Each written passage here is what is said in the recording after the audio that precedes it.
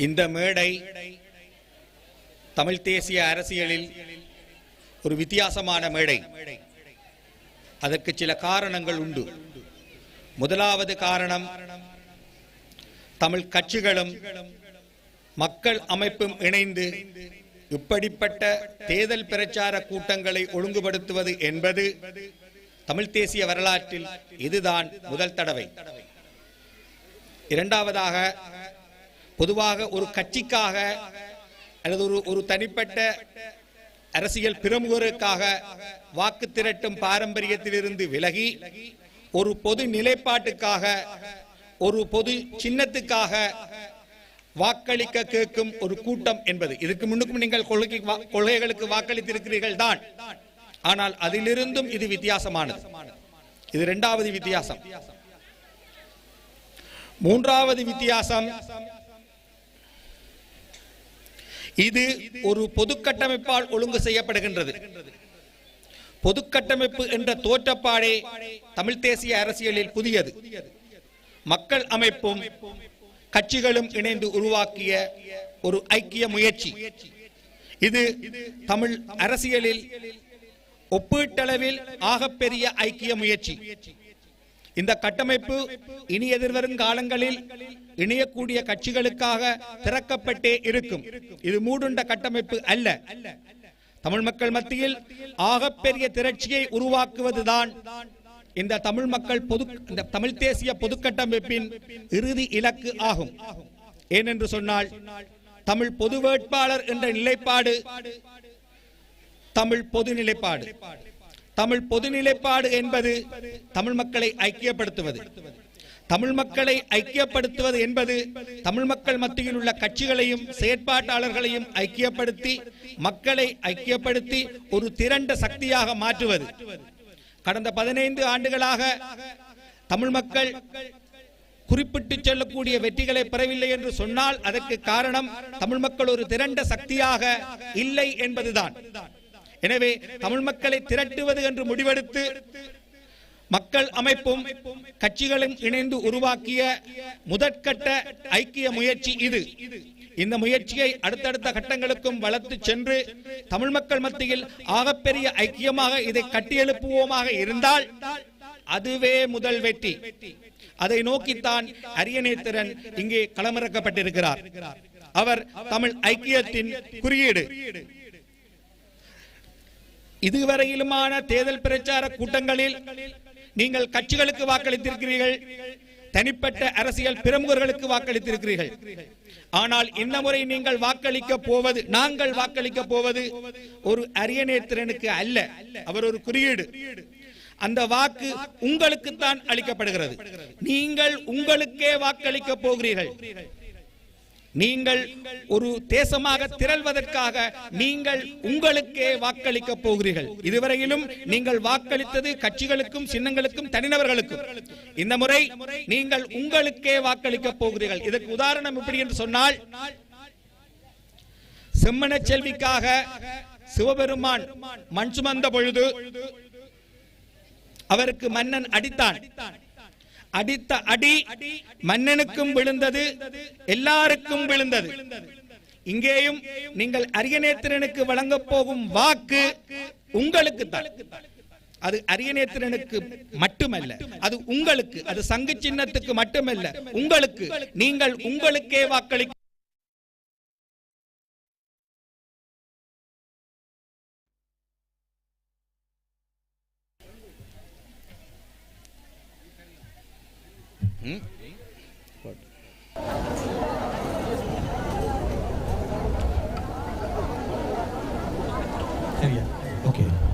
இந்த மேடையின் வித்தியாசமே அதுதான். நீங்கள் உங்களுக்கே வாக்களிக்க போகிறீர்கள். நீங்கள் அளிக்கிற வாக்குகள் ஒவ்வொன்றும் புட்டுக்கு மஞ்சுமந்த சிவபெருமான் உங்கள் எல்லாருக்கும் திருப்பி தந்தது போல நீங்கள் அளிக்கும் வாக்குகளை அரியநேத்திரன் உங்களுக்கே திருப்பி தருவார். நீங்கள் ஒரு தேசமாக திரள்வதற்காக வாக்களிக்கிறீர்கள். நீங்கள் ஒரு திரண்ட சக்தி என்பதை நிரூபிப்பதற்காக வாக்களிக்க போகிறீர்கள். கடந்த 15 ஆண்டுகளாக நீங்கள் வாக்களித்தீர்கள். வாக்களித்து எதனை பெற்றீர்கள்? இடம்பெயர்ந்த பின், 2009க்கு பின், மீளக்குடியமர்ந்த பின் நீங்கள் போட்ட வாக்குகள் எங்கே போய் விழுந்தன? நீங்கள் நட்ட மரங்கள் வளர்ந்து கனிகளை தருகின்றன. நீங்கள் வளர்த்த கால்நடைகள் இப்பொழுது கன்றுகளை தருகின்றன, பாலை தருகின்றன.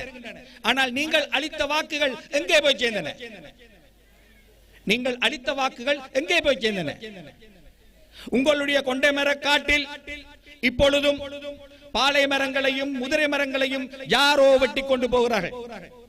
உங்களுடைய கேப்பா புலவு தென்னந்தோப்புகளில் பெருமளவு தேங்காய்களை யாரோ பிடுங்கிக் கொண்டு போகிறார்கள்.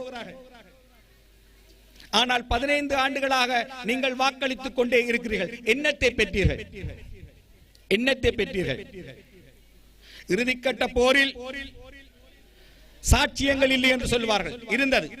சக்திமிக்க நாடுகளின் சேட்டலைட்டுகள் சாட்சிகளாக இருந்தன. ஆனால் அவை தமிழர்களுக்காக வரவில்லை. அது தவிர வேறொரு உள்ளூர் சாட்சி இருந்தது. வெட்டாப்பளை அம்மன். அண்ணாந்து பார்க்கும் மக்களுக்கு நிழலாய் தெரிந்தது அந்த கோபுரம் தான். அதே வெட்டாப்பளையில் தான் நாங்கள் விழுந்த இடத்திலிருந்து திரும்பி எழுவதற்காக கூடியிருக்கிறோம். விழுந்த அதே இடத்திலிருந்து சொந்த சாம்பலில் இருந்து எழுவதற்காக கூடியிருக்கிறோம். எனவே நீங்கள் அளிக்க போகும் வாக்கு உங்களுக்குத்தான். நான் முன்னரே சொன்னேன், மக்கள் அமைப்பும் கட்சிகளும் இணைந்த கூட்டு என்பது தமிழ் தேசிய அரசியலில் ஒரு புதிய தோற்றப்பாடு. இப்படி மேடை ஏறுவதும் ஒரு புதிய தேசிய தோற்றப்பாடு. நான் எந்த கட்சிகளுக்குமாக வாக்கு கேட்க வரவில்லை. நாங்கள் தமிழ் மக்கள் பொதுச்சபையின் பிரதிநிதிகளாக இங்கே வந்திருக்கிறோம். தமிழ் மக்கள் பொதுச்சபை எனப்படுவது தமிழ் தாயகத்தில் உள்ள எல்லா மக்கள் அமைப்புகளையும் ஒப்பீட்டளவில் அதிக அளவு மக்கள் அமைப்புகளை இணைத்து உருவாக்கிய ஒரு மக்கள் அமைப்பு. அதற்குள் செயற்பாட்டு அமைப்புகளும் உண்டு, குடிமக்கள் சமூகங்களும் உண்டு, அரசு சார்பற்ற நிறுவனங்களும் உண்டு. அந்த மக்கள் அமைப்பானது தமிழ் தேசிய நிலைப்பாட்டை கொண்ட கட்சிகளில் பொது வேட்பாளர் என்ற கருத்தை ஏற்றுக்கொண்ட 7 கட்சிகளோடு ஒரு உடன்படிக்கை செய்து கொண்டது. அந்த உடன்படிக்கையின் குழந்தைதான் தமிழ் தேசிய பொது கட்டமைப்பு. அந்த குழந்தைக்கு இப்பொழுது 1 மாதம் கூட ஆகவில்லை. அந்த 1 மாத குழந்தைக்கு சங்கிலே பாலூட்டி வளர்க்க வேண்டிய பொறுப்பு உங்களுடையது. அந்த குழந்தை கருவிலேயே இறந்து போக வேண்டும் என்று சிலர் கனவு கண்டார்கள். பிறந்த பிறகு அதுக்கு வலி வரும் என்று சிலர் எதிர்பார்க்கிறார்கள். அதை எப்படி உடைக்கலாம் என்று காத்திருக்கிறார்கள். அதற்காக பிரார்த்திக்கிறார்கள். அவர்கள் எதிர்பார்க்கும் வெற்றியை நாங்கள் கொடுக்க கூடாது. இந்த குழந்தைக்கு சங்கிலே பாலூட்டி இதை பலப்படுத்த வேண்டும். இந்த 1 மாத குழந்தை ஒரே 1 மாசம் தான், பிறந்து 1 மாசம் தான். இந்த 1 மாத குழந்தையின் முதலாவது கூட்டம் இது. இது உங்களுடைய குழந்தை, இது எங்களுடைய குழந்தை. இந்த குழந்தைக்கு சங்கிலே பாலூட்டி வளர்த்தெழுங்கள். சங்கு என்பது இந்து புராணங்களிலே விஷ்ணு பகவான் கையில் வைத்திருப்பது. எமது வாழ்வில் பிறப்பிலிருந்து இறப்பு வரை சங்கு வருகிறது. பிறக்கும் பொழுது குழந்தைக்கு சங்கிலே பாலூட்டுகிறோம், சங்கிலே மருந்து கொடுக்கிறோம். திருமணத்தின் போது முதற்பால் சங்கிலே கொடுக்கப்படுகிறது. இறக்கும் பொழுதும் கடைசி பால் சங்கில் கொடுக்கப்படுகிறது. இறந்த பின்னுக்கும் சங்கு ஊதுகிறோம். பிறப்பிலிருந்து இறப்பு வரை சங்கு எங்களோடு வருகிறது. இப்பொழுது தமிழ் தேசிய பொது கட்டமைப்பு என்று அழைக்கப்படுகின்ற இந்த குழந்தைக்கு நீங்கள் சங்கிலே பால் கொடுத்து அதனை வளர்த்தடுங்கள். அதன் மூலம் இந்த குழந்தை இறந்து விட வேண்டும் அல்லது வலி வந்து இழுத்துக் கொள்ள வேண்டும் என்று காத்திருப்பவர்களுக்கு நீங்கள் சங்கூதுங்கள். நீங்கள் சங்கூதுங்கள். இந்த குழந்தையின் இறப்புக்காக காத்திருப்பவர்களுக்கு ஊதப்படும் சங்காக அது அமைய வேண்டும். நாங்கள் சிதைந்து போயிருக்கிறோம், நாங்கள் சிதறி போயிருக்கிறோம். நாங்கள் ஒரு பலமான திரட்சியாக இல்லை. எனவே எங்களை ஒரு பலமான திரட்சியாக மாற்றுவதற்குத்தான் இந்த தமிழ் தேசிய பொது கட்டமைப்பு உருவாக்கப்பட்டிருக்கிறது. இந்த 1 மாத குழந்தையை வளர்த்தெடுக்க வேண்டியது எங்கள் எல்லாருடைய பொறுப்பும். விழுந்த இடத்திலிருந்தே நாங்கள் எழுகிறோம். அந்த இடத்திலேயே நாங்கள் இந்த குழந்தையை முதலாக பாலூட்டுகிறோம். எனவே எதிர்காலத்தில் இந்த குழந்தை மேலும் பலமடைந்து, அந்த ஐக்கியம் மேலும் பலமடைந்து ஒரு பலமான திரட்சியாக வருமாக இருந்தால் தமிழ் மக்கள் எந்த தரப்பை நோக்கி எதை கேட்டாலும் அவர்கள் இறங்கி வர வேண்டியிருக்கும். தமிழ் சக்தியை பலப்படுத்துவதுதான் தமிழ் தேசிய பொதுக்கட்டமைப்பின் நோக்கம். இந்த ஐக்கியத்தின் மூலம் நாங்கள் ஒரு திரண்ட சக்தியாக உலகத்தை நோக்கி எங்கள் செய்தியை கூற முடியும். சுயநிர்ணய உரிமையின் அடிப்படையிலான உச்சபட்ச தன்னாட்சியை நாங்கள் கோருவதற்குரிய பலத்தை பெறுவோம்.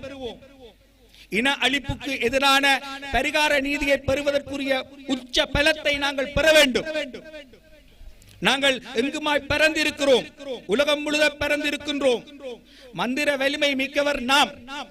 ஒன்றாக திரள்வோமாக இருந்தால் நாங்கள் ஒரு பெரிய சக்தியாக இந்த உலகத்துக்கு செய்தியை கொடுக்க முடியும். இந்த உலகத்தை நாங்கள் எங்கள் கோரிக்கைகளை நோக்கி வளைத்தெடுக்க முடியும். கடந்த 15 ஆண்டுகளாக எங்களால் அந்த அளவுக்கு வளைத்தெடுக்க முடியவில்லை. ஏனென்றால் நாங்கள் ஒரு திரண்ட சக்தியாக இல்லை. எனவே தமிழ் பொது வேட்பாளர் என்ற கருத்து முதலில் எங்களை ஒரு திரண்ட சக்தியாக மாற்றுகிறது, எங்களை ஒரு பலமான சக்தியாக மாற்றுகிறது. அடுத்த கட்டமாக அது தமிழ் மக்களின் கோரிக்கைகளை தென்னிலங்கையை நோக்கியும் அனைத்துலக சமூகத்தை நோக்கியும் முன்வைக்கும். ஒரு பலமான சக்தியாக நாங்கள் அந்த கருத்தை முன்வைக்கும் பொழுதுதான் அதற்கு ஒரு நிறை இருக்கும், ஒரு கனம் இருக்கும். அந்த நோக்கத்தில் தான் தமிழ் தேசிய பொதுக்கட்டமைப்பு உருவாக்கப்பட்டிருக்கிறது. எனவே மக்களே, இந்த வெற்றி உங்களுடைய வெற்றி, அரியநேத்திரனின் வெற்றி அல்ல. நீங்கள் வெல்வதற்காக நீங்களே வாக்களியுங்கள், உங்களுக்காக வாக்களியுங்கள், உங்களுக்காக வாக்களியுங்கள். உங்களுக்காக வாக்களிப்பதன் மூலம் இந்த கட்டமைப்பை பலப்படுத்துங்கள். 2009க்கு பின்னரான தமிழ் தேசிய அரசியலில் ஆகக்கூடிய பட்சம் ஒரு பண்புரு மாற்றத்தை ஏற்படுத்தலாம் என்று நாங்கள் சிந்திக்கின்றோம். நாங்கள் கட்சிகளாய், கொள்கைகளாய், வடக்காய், கிழக்காய், தியாகியாய், துரோகியாய், கட்சிக்குள் அணிகளாய், முகநூலில் அணிகளாய் பிரிந்து நிற்கின்றோம். இது எல்லாத்தையும் கடந்து ஒரு பண்புரு மாற்றத்தை நோக்கி நாங்கள் உருத்திரள வேண்டும். அது ஒரு பண்புரு மாற்றம். நாங்கள் இறந்த காலத்திலே வாழ முடியாது, நாங்கள் நிகழ்காலத்துக்கு வர வேண்டும். அந்த பண்புரு மாற்றத்தை நோக்கித்தான் நாங்கள் இந்த பொதுக்கட்டமைப்பை உருவாக்கினோம். இந்த ஒரு மாத குழந்தையை வளர்த்தெடுக்க வேண்டியது எங்கள் எல்லாருடையதும் பொறுப்பு. எனவே இந்த குழந்தை இப்பொழுது உங்கள் கைகளில் தவள தொடங்கி இருக்கிறது. இதை பலப்படுத்துங்கள். இதுக்கு வெற்றி பெறும் அளவுக்கு இதை நீங்கள் பலப்படுத்துவீங்களாக இருந்தால் இந்த கட்டமைப்புக்கு வெளியே நிற்கும் கட்சிகளும் செயற்பாட்டாளர்களும் இதை நோக்கி வருவார்கள். அவர்களும் எதிர்காலத்தில் இதில் இணைவார்கள். இந்த ஐக்கியம் ஒரு முழு நிறைவான உள்ளதில் பெரிய ஐக்கியமாக கட்டியெழுப்பப்படுமாக இருந்தால் அதுதான் தமிழ் அரசியலின் முதல் வெற்றியாக இருக்கும். எனவே இந்த குழந்தையை பலப்படுத்துங்கள். அதற்காக நீங்கள் உங்களுக்கே வாக்களியுங்கள். நீங்கள் அளிக்கப் போகும் வாக்கு உங்களுக்குத்தான். நீங்கள் அவ்வாறு வாக்களிப்பதன் மூலம் இந்த குழந்தையை கொல்ல நினைக்கின்ற, இந்த குழந்தை சாக வேண்டும் என்று காத்திருக்கிறவர்களுக்கு சங்கூதுங்கள். நன்றி.